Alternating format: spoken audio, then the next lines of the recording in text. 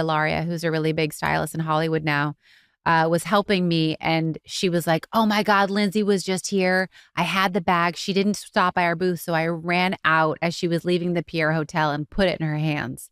And that's all the paparazzi shots. And so like that shot and that bag ran over and over again. And then the sales just come. And it's beautiful. It's a beautiful thing. Lindsay Lohan, Michael, at this point in time, wearing this bag without social media, like I was in high school, I think. I remember flipping through those pages and you would see him outside Kitson. Does that kind of response happen anymore?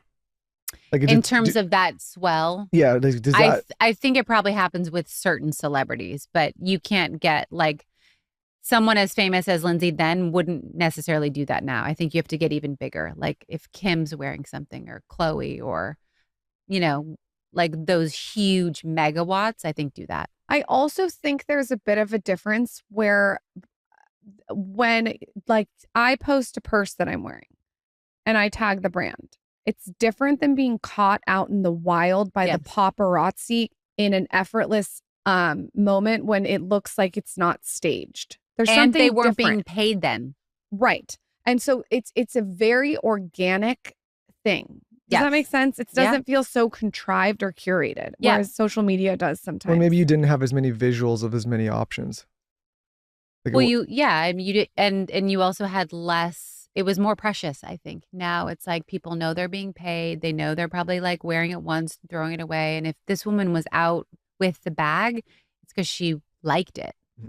When you were sort of growing, what the celebrities, were they nice behind the scenes? Did you have horror stories? Was everyone lovely? Like, what was your experience as you were growing the brand? I only had one horror story, and I will not say who it is. What does it rhyme with? No, she doesn't have to say who it is. Give us some attributes. She's very famous. Oh. Tell us some things she's done. She's a multi-hyphenate. She can dance, sing, and act. That's a good clue. Is it Lauren? Huh? I can't sing. I don't mean to brag. I had a friend who called me in a pinch and was like, hey, we need you to be an assistant stylist for this celeb. And I was like, cool. I've never been an assistant stylist. I'm only the stylist. I'll do it if you get her to wear the bags. And she's like, done.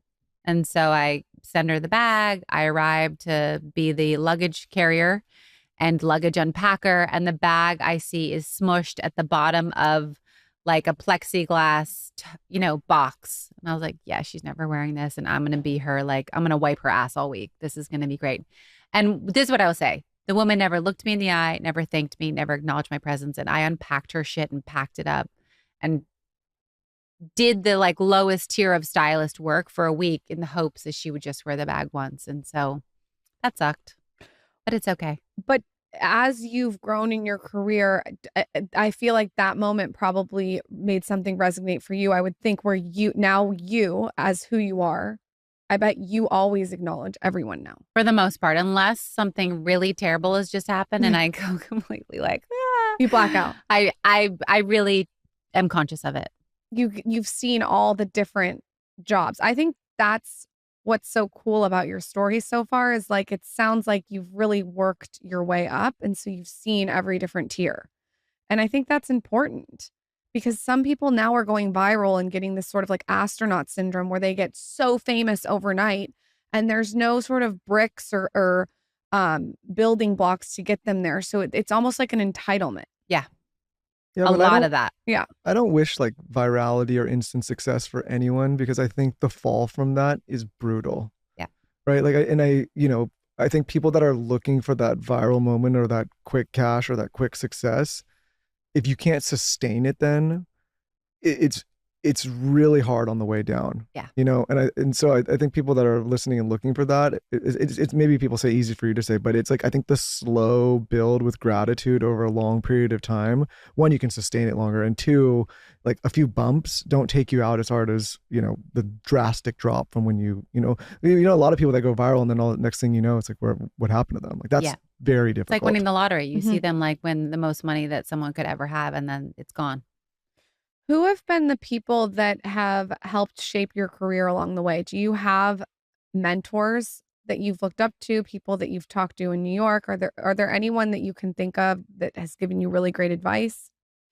Yes, my view of mentorship is a little different because I think nowadays people are like, "Hey, can you mentor me? Can I have coffee with you and Oh, you tell me how you did it?" And you're like, "No, I don't have time for just that." tell them to listen to the podcast. Right? Yeah, now you've Believe me, I'm like, "Here, you can listen to all the things I've talked about this with." But I think it's like that's not mentorship. Mentorship is the person like my first sales showroom who was like Cynthia O'Connor, who was like, "This bag isn't good enough.